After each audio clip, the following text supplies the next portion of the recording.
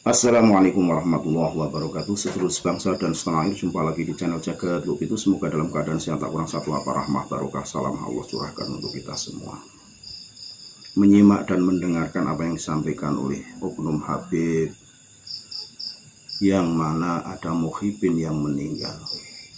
Atas dasar mahabbah itulah seorang yang meninggal akhirnya diberi modal tulisan untuk bagaimana menghadap malaikat mungkar dan nakir di alam kubur. Apa yang disampaikan oleh Oknum Habib ini menjamin bahwa si fulan hanya bermodalkan tulisan ini insya Allah masuk surga tanpa dihisab. Ini sebuah mahabbah yang menurut saya sangat keliru, karena kita tidak harus hanya bermodalkan senang tanpa beribadah menurut apa yang disyariatkan oleh Rasulullah Shallallahu Alaihi Wasallam. Pertama yang dihisab adalah bagaimana sholat kita, bagaimana perilaku kita, bagaimana kita bersosialisasi kepada sesama, bagaimana kita menjalankan apa yang disyariatkan sesuai paugeran, tidak keluar dari rel atau jalur. Kalau hanya bermodalkan senang, tentunya Rasulullah Shallallahu Alaihi Wasallam tidak menekankan untuk mengerjakan sholat, untuk mengerjakan puasa, untuk berzakat, untuk bersedekah dan lain sebagainya. Cukup senang kepada Rasulullah, nantinya akan masuk surga tanpa dihisab. Ini seorang Oknum Habib berani menjamin seseorang masuk surga tanpa dihisab berdasarkan hanya tulisan. Sebuah tulisan yang nantinya untuk disampaikan kepada malaikat penanya, bahkan ke hadapan Allah Subhanahu wa Ta'ala, karena hak surga dan neraka itulah semata-mata karena Allah Subhanahu wa Ta'ala. Rasulullah Shallallahu Alaihi Wasallam sendiri diberi syafaat pun atas seizin Allah Subhanahu wa Ta'ala.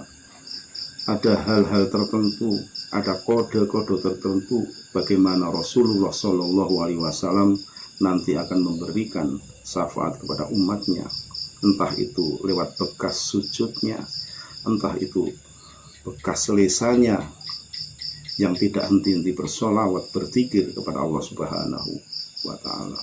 Sangat ironis manakala ada seorang Habib yang berani menjamin seorang muhibin yang mencintainya mendapatkan sebuah tiket masuk surga tanpa dihisab hanya berdasarkan sebuah tulisan.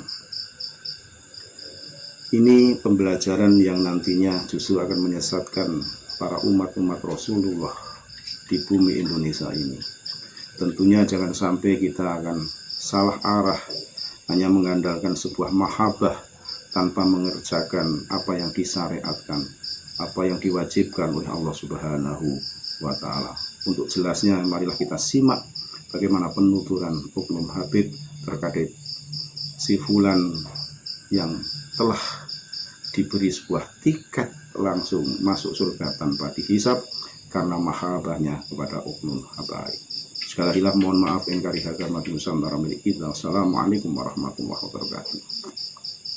Maman meninggal, innalillahi, Sianto orang baik, kata Habib Salim. Sekarang lagi diapain jenazahnya? Lagi pengen dibungkus, Beb. Ya udah, nanti kalau pengen dibungkus mukanya jangan ditutup dulu, tungguin gue datang. Ini bahasa Betawi nih. Datang Habib Salim Jindan, ngeliat tuh jenazah tuh, pengen dibungkus, pengen ditutup kain kafannya. Beliau ambil kertas kecil, kertas kotak kecil, beliau tulis. Ada yang ditulis sama beliau, ditaruh di bawah kepalanya si jenazah. Deh, tutup. Sebelum ditutup, habis beliau tulis, ditaruh tuh kertas, beliau bilang, "Man, gue tahu lo ibadahnya berantakan, tapi lo cinta sama dzurriyyat Nabi Muhammad, ikhlas dari dalam hati. Nanti kalau malaikat munkar nakir datang nanya pertanyaan kubur, jangan lo jawab, Man. Lo kasih surat dari gue, lo masuk surga tanpa hisab. Kalau malaikat munkar nakir datang nanya pertanyaan kubur, jangan lo jawab, Man. lo kasih surat dari gue, lo masuk surga tanpa hisab. Dijamin sama Habib Salim, dijamin sama Habib Salim. Ada orang di alam barzah, ditanya oleh malaikat, ini dinukil didisbat kepada Imam Haddad. Di alam barzah ditanya malaikat, kemudian mengatakan, menyebut nama Habib Abdullah Haddad lalu tidak diseksa lagi. Maka kami sampaikan bahwasanya Imam Haddad orang besar, ahli syariat. Kalau kita lihat buku beliau, maka buku beliau adalah buku yang penuh dengan keistiqomahan dengan syariat. Maka riwayat begitu jangan diceritakan. Pertama, mungkin bohong dinisbatkan kepada Imam Haddad. Imam Haddad ahli syariat. Pertanyaan di dalam alam barzah sudah sangat jelas. Sangat jelas. Kita kan ada aturan, ada akidah. Imam Haddad orang besar. Kalau ada orang menukil cerita-cerita Imam Haddad, jangan gampang dipercaya.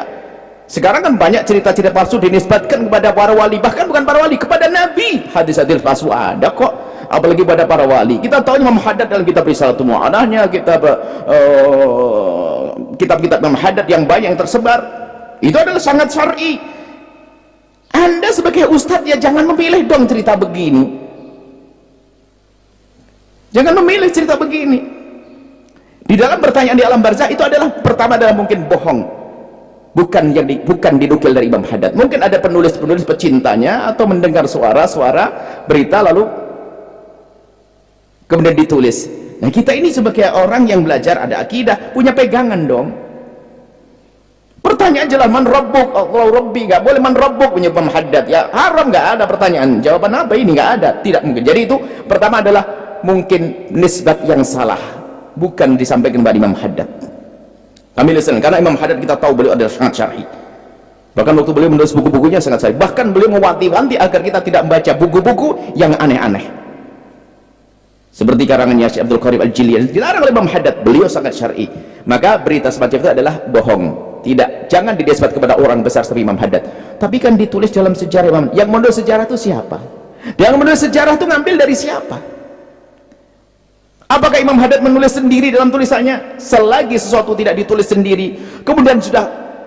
Jadi begini, jika ada sebuah buku yang dinisbatkan kepada seorang yang sudah masyhur dengan ilmu dan waroknya, kemudian ada sesuatu yang melanggar, jangan menisbatkan kesalahan kepada pengarang tersebut. Kan kita punya aturan tentang kebatilan, tentang aturan tentang akidah. Pertama adalah mungkin yang menasakh orang yang lain salah, atau ada disusupkan. Mungkin penulis-penulisnya, mungkin penyambung lidahnya, kan ada tambahan-tambahan kadang-kadang, atau cinta berlebihan lalu membuat cerita palsu. Nabi saja ada yang mendustakan atas nama Nabi.